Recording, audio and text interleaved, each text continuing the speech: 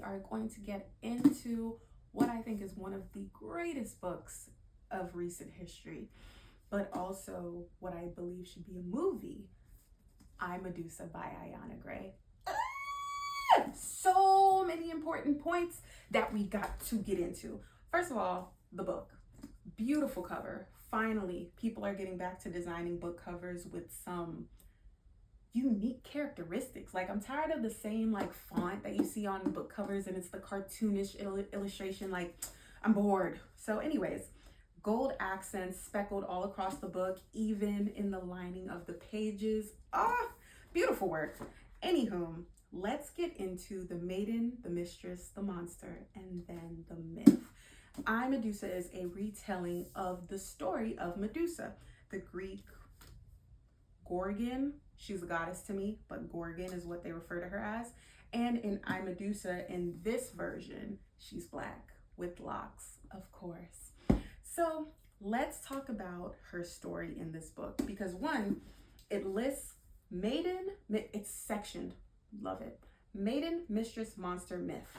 Lot of, I highlighted so much in this book, it's crazy. I might as well highlight the whole book. But I want to talk about first her beginning origin story with her parents. They're on an island.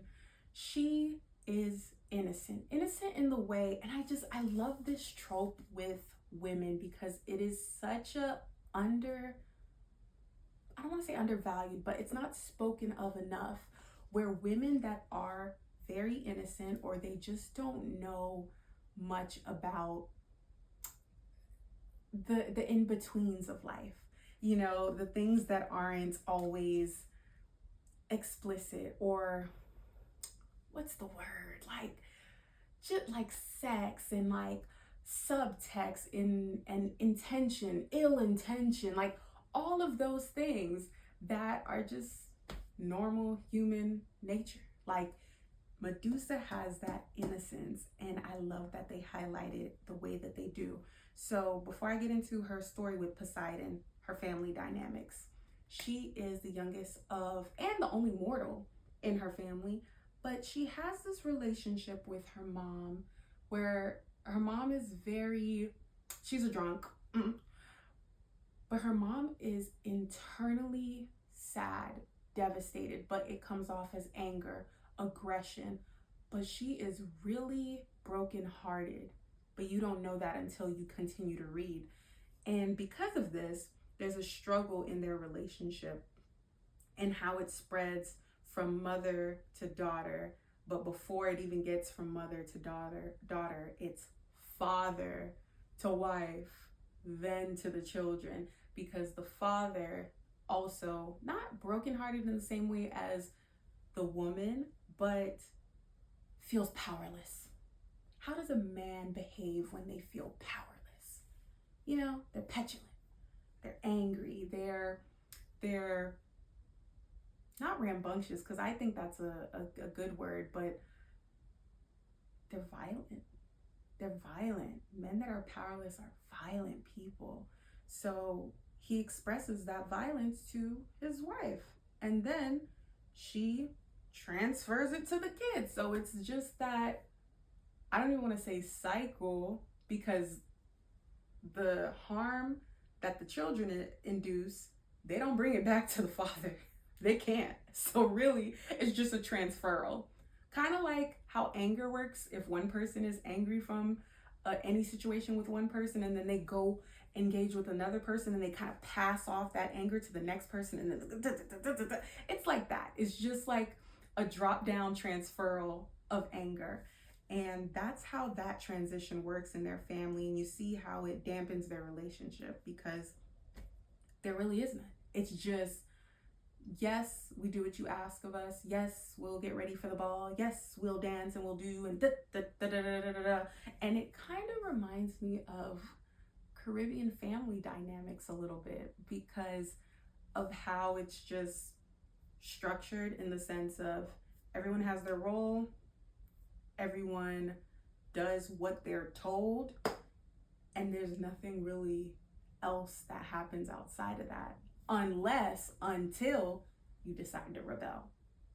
it really reminded me of Caribbean family dynamics, and I felt and understood Medusa and her mother's relationship and the few moments of tenderness that they shared because her mom was so drunk, and she finally got to put those walls down, and Medusa got to see what was really behind that anger. And it was a lot. She actually had other kids. Like she was like, what? I just thought it was us. What do you mean? Who are the others?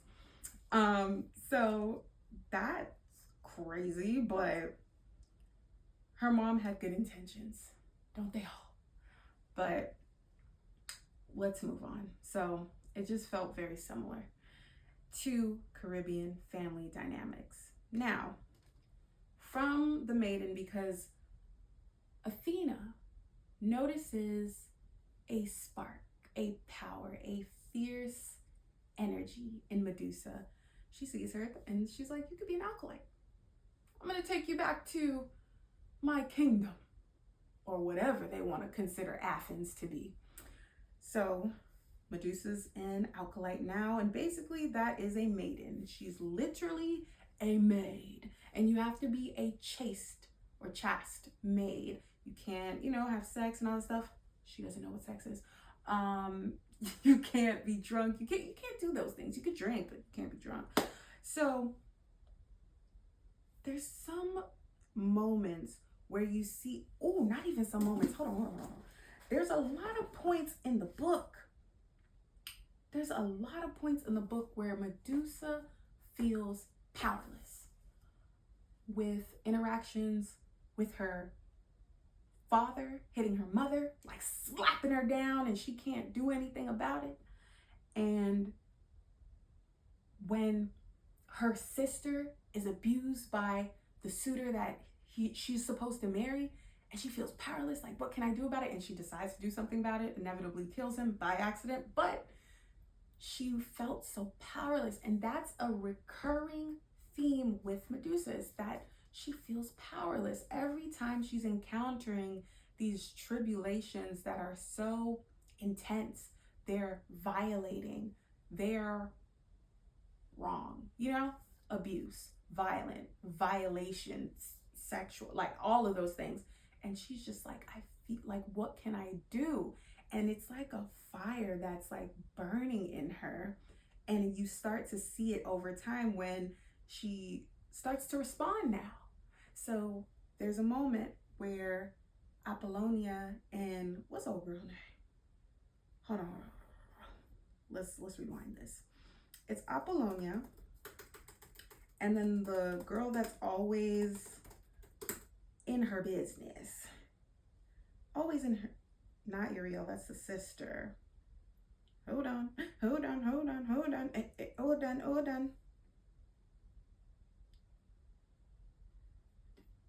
Oh my gosh, Google. Out of all the times, this is when you don't want to do what I need you to do? Callisto is extremely xenophobic to Medusa because she is not from Athens. She was wearing locks. She looks different, but really she just stands out, which is amazing. But Callisto doesn't like that, and she finds every opportunity to strike Medusa, to put her down, to honestly just ruffle her feathers, but a little bit too much. Instead of it being like a little hee hee ha ha, it's like you're really trying to get this girl out of her spot. You're trying to get her out of this position when she's very much in line to be the acolyte, the next priestess. And you know what? Medusa gets tired of it. So one day, she takes one of the snakes. She takes the snake and puts the snake in Callisto's bed. Middle of the night, the girls are sleeping, screaming. Callisto wakes up. It's a snake in her bed. It's a snake in her bed. And then I don't want to call her the director, but essentially she's the director. She comes into the girls' quarters and she's like, what is all this? What is going on? And she's like, there's a snake. And then she sees it's like a garden snake, you know, it's harmless. And then she kills the snake. Like, I think she steps on its head or something. She kills the snake. And then Medusa feels a way about that. She's kind of feels like her, you know, because she got her revenge. She got to return to sender in some way, shape, or form. But the cost was now that living creature had to die that had no involvement with those two. So it makes her feel icky. And I like that they explored that, because that's what revenge does sometimes. It doesn't always feel like you imagine, because the intent is there, which is what? To return to sender. You giving me this bad energy, I'm sending it right back. But then in the midst of that, someone gets harmed, or it goes awry, or you know, whatever happens, and it doesn't feel or land the exact way you thought it would. So now you feel kind of icky. I like that they explored that, because that's real. That is real with revenge. But I do think that's what comes with it sometimes. I don't think all the time revenge feels like that, but sometimes it does. And you just have to stomach it. Like, I don't know. Like, obviously, she didn't like it, but I feel like she understood another scope of what revenge is. And I think that's kind of where you build respect for it. Because now you understand a bit more of this emotion, of this action. It's not just a frivolous thing. Now you know it carries more weight. It's not something that you do lightly. So I like that they explored that. And then next is when the boy that they found in the streets of Athens was being harassed. I don't remember if it was a boy or a girl. I've read this book for a month or so. They were being harassed by a man, grown man, and they interject Apollonia and Medusa, mostly Medusa, and she ends up slapping the man, and it like shocks Apollonia, like, whoa, we're alkalites. We don't behave in such a way. Medusa's like, yeah, we do. Because if we are these maidens that are supposed to take care, support, nurture the people of this land, we absolutely should be serving justice out here. And I'm with her. But Apollonia is like, that's not our place. I also get that too, because they do have people for that. You know, the soldiers, although that's another avenue as to where they stand when it comes to just behavior. But she sees another side again, because now it's not just how she feels when she responds to violations. How do the people that she love and are connected to feel about her when she responds to violations with violence, or with the same energy? How do they feel about her now? How do they see her now? And they see her, or at least Apollonia seen her in a different light, and it wasn't a favorable one. So now she's looking at herself like, because her best friend is looking at her like, we're getting into the underbelly of revenge. I like it. Let's keep going.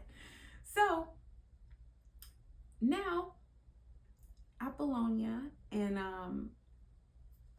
Medusa, they go out for a night on the town. And, you know, people are celebrating in Athens, they're drunk, and somehow, some way, Medusa and Apollonia lose each other in the crowd. Medusa's off and enjoying, adventuring, a little bit drunkenly around the town. And Apollonia, we have no idea where she is. We have no idea. But Medusa is somehow able to get home with the help of Poseidon. Where the hell did he come from? He's been watching her. So he's able to walk her home back to the towers, their home, their domain, whatever that place is called. And she's like, okay, cool, thanks. And if I remember correctly, that is the first night that they kiss. And she feels these emotions. I love the way the book describes it. I love the way this book describes it. Because she's such an innocent girl that she doesn't understand these like convulsions running through her body. She's just like, I feel tinglings, I feel sensations. And it's like, girl, of course you do. That's your first kiss, and you don't even know what kissing really is, but you knew now. You knew now.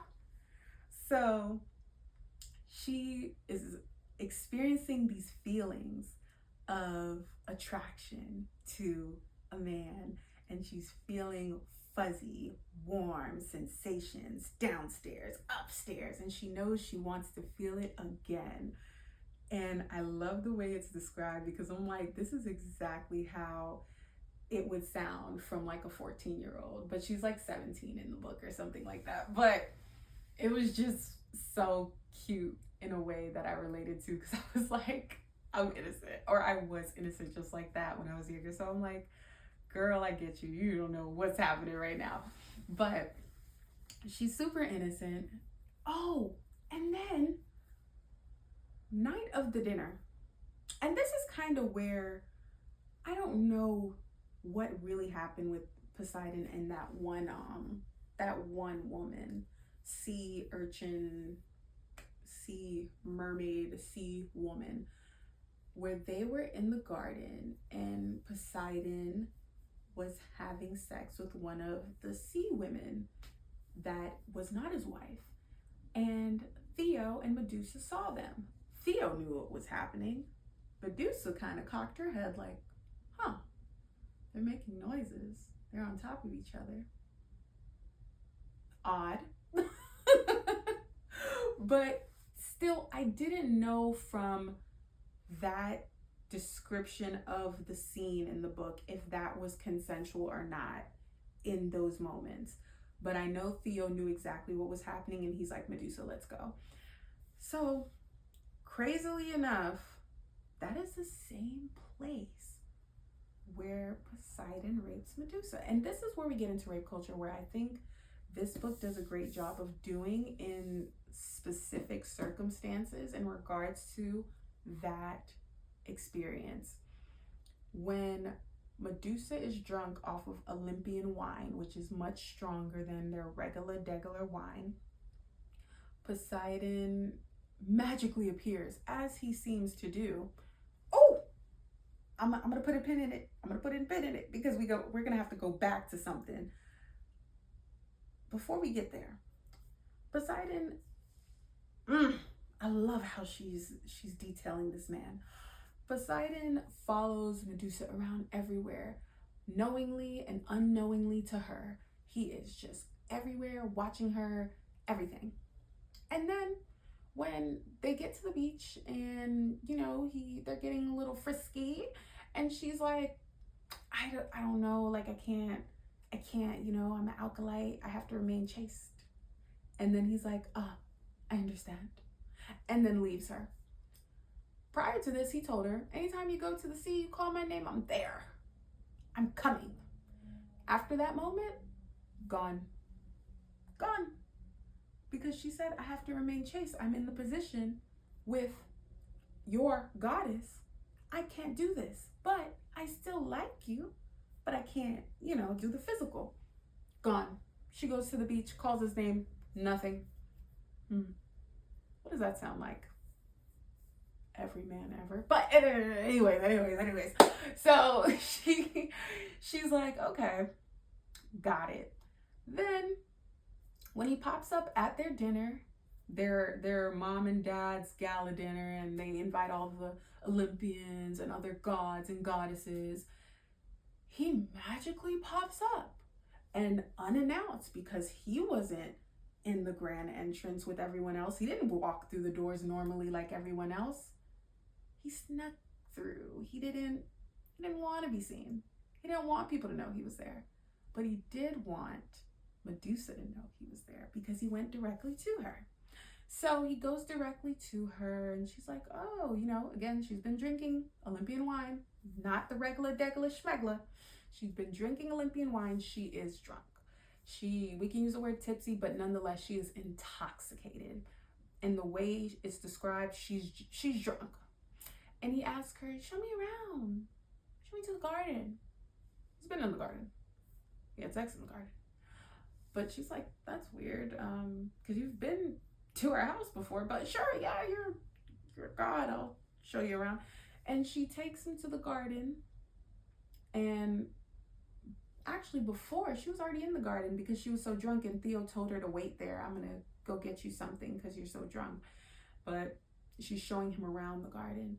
And then he ends up raping her. And she doesn't say the word no, but she says, I can't, she gives the remarks of rejection, but not the explicit verbiage of no. So then Theo finally comes back. Everything has already happened. And prior to Theo coming back, Athena finds them and she, how could you? And, that whole dramatic scene happens and she drags the girl by her hair and, yeah, look what your daughter was doing and blah, blah, blah, blah, blah. So then they explaining and they basically hold a quick trial in the kitchen. Like, what happened? Is this true? You had sex? And, they ask her the question they always ask anybody that has experienced sexual assault, battery, or rape. Did you say no? And she's like, I guess I didn't.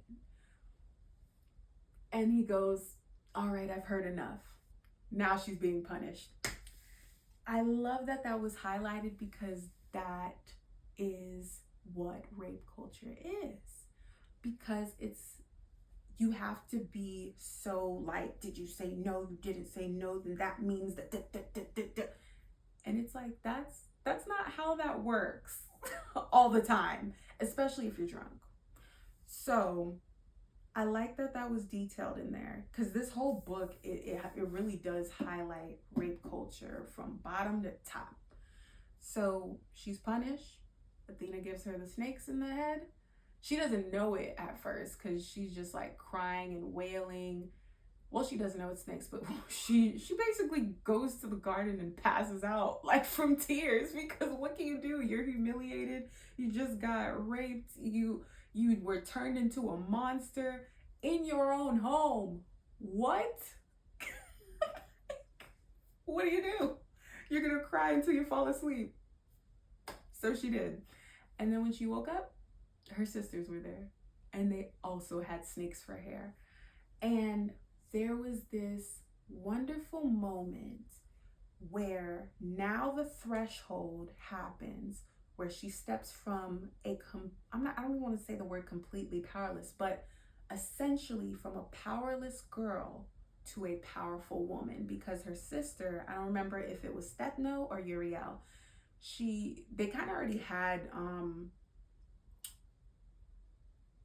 not dominance, they had dominance over their snakes. So she basically is telling Medusa, because Medusa's getting bit by the snakes. The snakes are hissing, and she's like, ugh, like she's getting, and Medusa's mortal, so, she's not immortal like her sisters. So she basically tells her, Medusa, you're going to have to essentially have dominion over those snakes. They don't run you. You have to let them know you're in charge. So Medusa's like, and she pulls out one of the snakes, basically killing it, and then the rest of the snakes on her head pipes down. And I'm like, there's no turning back. Like, you gotta step full step into that power, because that's what everything was leading up to in her journey into Medusa. Because she goes from this innocent young girl, Medi by name, Medusa fully, and she, she's very innocent. She just wants to protect herself, her family, her sisters, and just, enjoy. Honestly, it just seems like she just wanted to enjoy life. Well, she was curious about the world. Oh, big point. She was curious about the world. So the thing with the world is, it's not always what you imagine.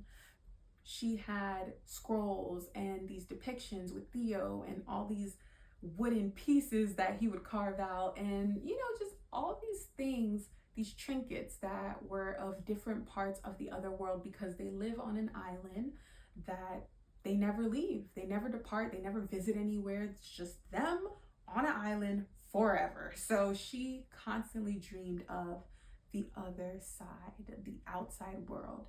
And now, when she got to be an acolyte, she got to go to Athens. She got to live and be amongst different people. And that was slowly changing her, because now she's going back home and she feels bigger. And that world feels smaller. And they don't understand because they've never left. And, so it's that limbo that she's also in when she's an acolyte, and she's trying to still be connected to her sisters, because she misses them. I don't want to say family, because she knew her father did not care about her. He just cares about what her presence and name does for his name, legacy, power, title. That's all he cared for. And then her mother was just a drunk, heartbroken, sad wreck. So she really just cared for her sisters. And with that, I think it was good to note that Medusa has these ideas of the world, that it's wonderful, it's huge, it's big, she's curious and she wants to see it all. And then when she finally does go out into the world, she experiences a lot of harm. And I want to talk about how, when she went out into the world with the innocence that she has, and from experiencing everything out there, outside of her island, outside of her home, she inevitably also has to change and evolve into someone that can not rule the world, but exist in that world without being dominated by it. And the only way she was able to do that, ironically, was to be turned into a monster.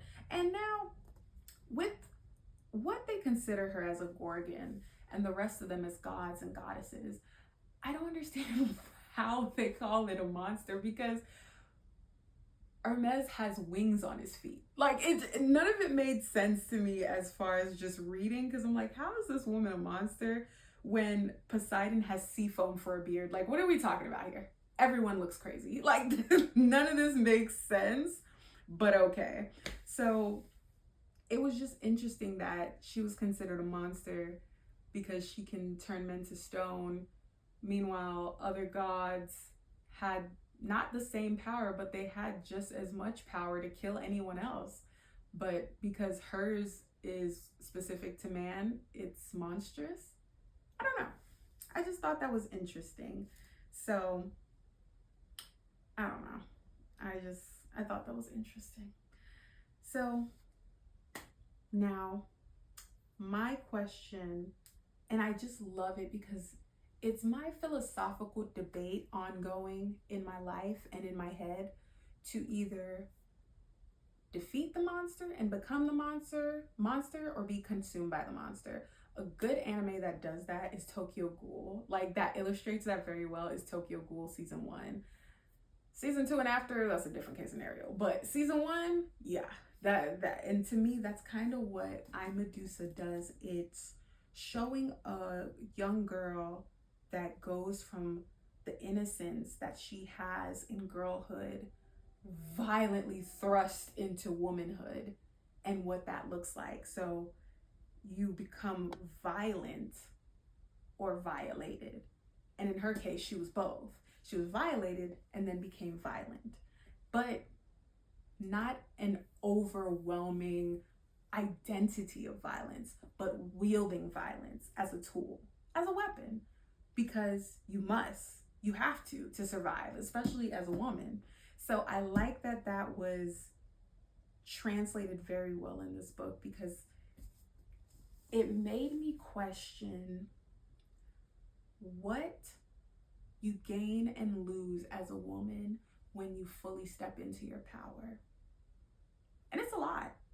You will lose friendships, you will lose relationships, you will lose identity, you will lose the perception others that you value have of you, of your identity. You'll lose the perception of strangers, or gain strangers' wrong perceptions of you if you decide to fully step into your power as a woman.